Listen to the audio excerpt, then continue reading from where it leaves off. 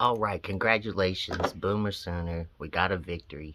Um, I am not of the belief of complaining about victories. I think when you win and you win consistently, you need to be proud of those victories because each individual game has its own challenges.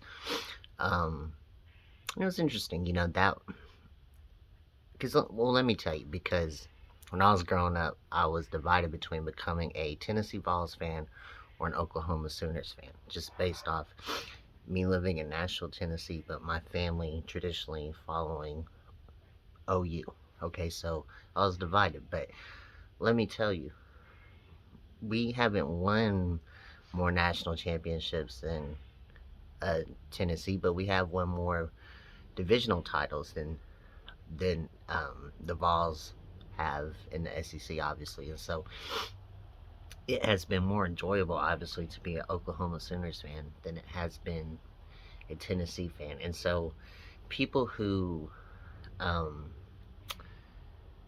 have that attitude, I think, are just really they're they don't know how blessed they are. They're privileged to follow a team that has such a historic success story, and OU being 8-0 is very significant. And they said we were 6 touchdown favorites. Listen to my last video. I never thought that we were going to do that. I don't know what Oklahoma fan, who would have thought that we would blow out Kansas? What Oklahoma team have you been watching for the last 5 years? I mean, even with Baker Mayfield and Kyler Murray, every single game in the Big 12 conference has been a one possession game. So the fact that we won by 12 points, I'm okay with that. What I'm not okay with um, is how flat footed this team came out, both on offense and defense. But let's start with the defense. There's way too many penalties.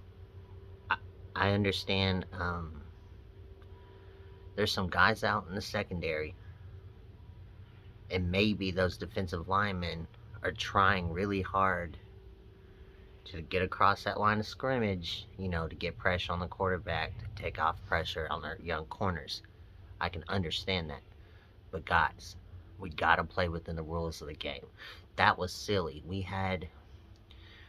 I mean, just think of the momentum we gave that that program and that team on their opening drive by giving them 2 easy encroachment penalties. That's awful.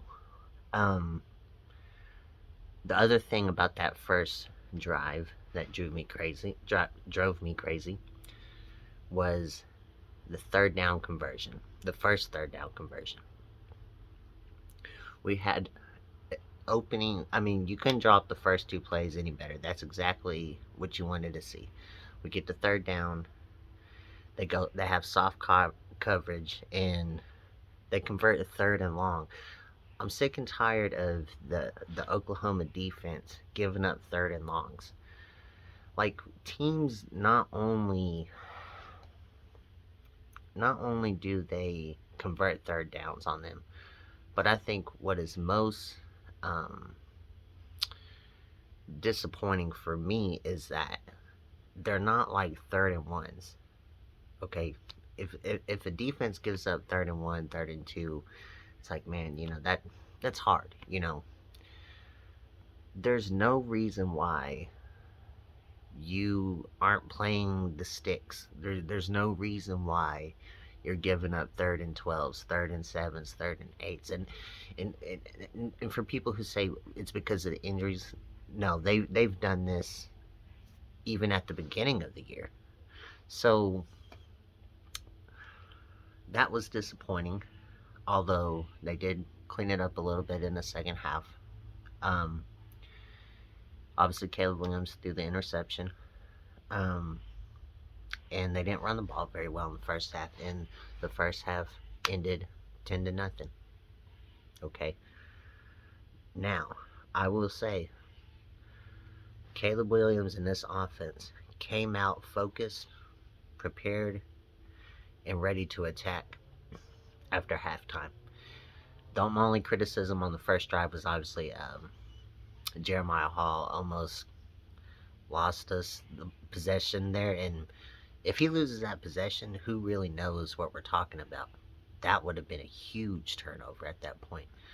But Jeremiah Hall, and I don't know, I have no clue how, because I watched that replay and I watched two Kansas players jump on it, but Jeremiah Hall got that ball back.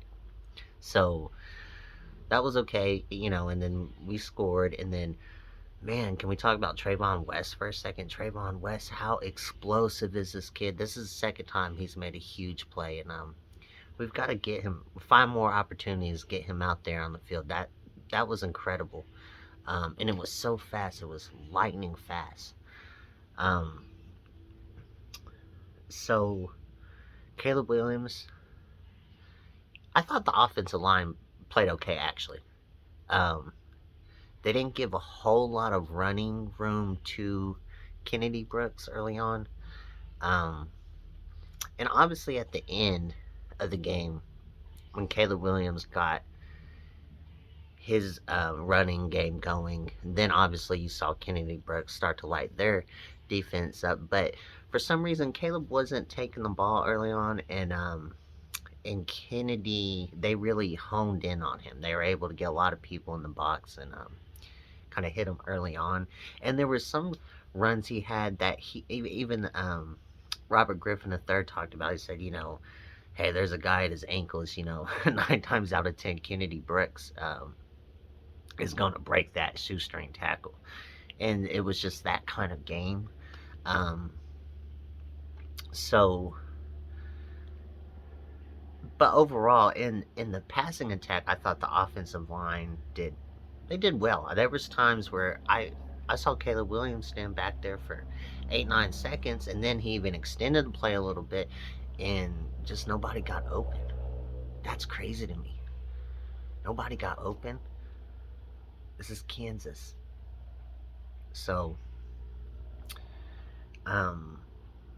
but now Caleb Williams, I thought he did okay. He had about as many pass attempts as I thought he would. I said he'd have about 21, 23 passes. That's about where it should have been. Some of the passes were off, but he didn't play bad to me. Here's one thing about that guy. I wrote this down. I said, I never seen a guy play so decent and look like a Heisman at the same time. Because what can you say? Like, he didn't have this outstanding game, but he came out. His offense scored 35 points in the second half, and he was locked in. The smile was gone. So that shows you, number one, Caleb Williams has this killer instinct that's almost like the Mamba mentality, and that's something that Spencer Rattler doesn't have. And it's sensational.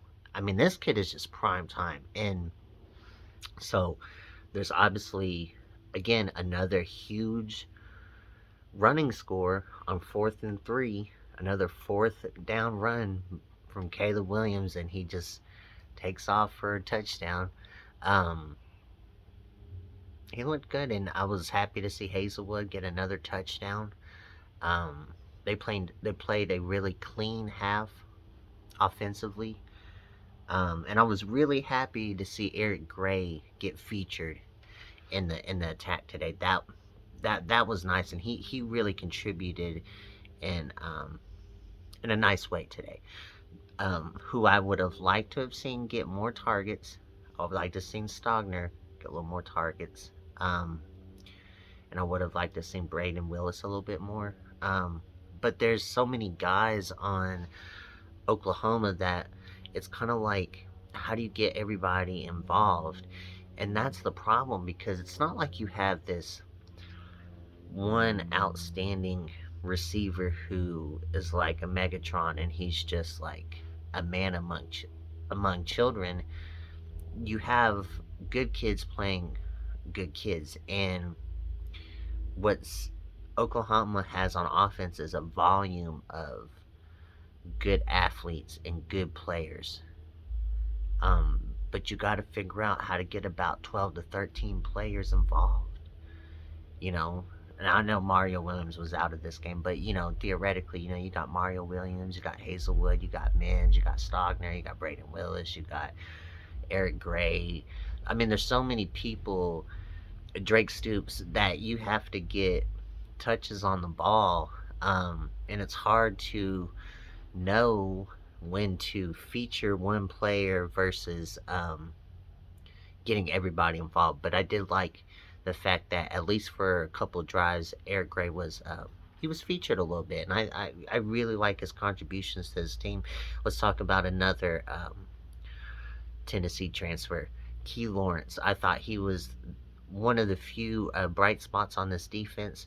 Um, you want to talk about maybe kind of the Alex Grinch culture um, wearing off on the players. I mean, that for him, and at that moment when the defense was back against the wall, to come up with an incredible punch on the ball. And I know Robert Griffin said it was like Mike Tyson. It was like Mike Tyson punching the ball, but he saw what was going on. He saw, they listen, our team is getting beat up by Kansas, and he says enough is enough, and he goes and he makes a play. He makes an aggressive play on defense that changed the game for us.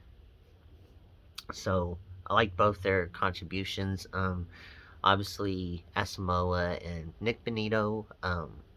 Nick Benito, I think, is leaving a legendary career at Oklahoma. If you just think of how many big game moments he's had already, he's outstanding. But Perrion Winfrey, all these, I was a little disappointed. I would have liked to have seen this defensive front get a little bit more pressure, and at least if you don't get the pressure, don't get the penalties. But overall, guys, that was a let's bask in the victory. It's still good to be 8-0, and it's still good to be an Oklahoma Sooner fan.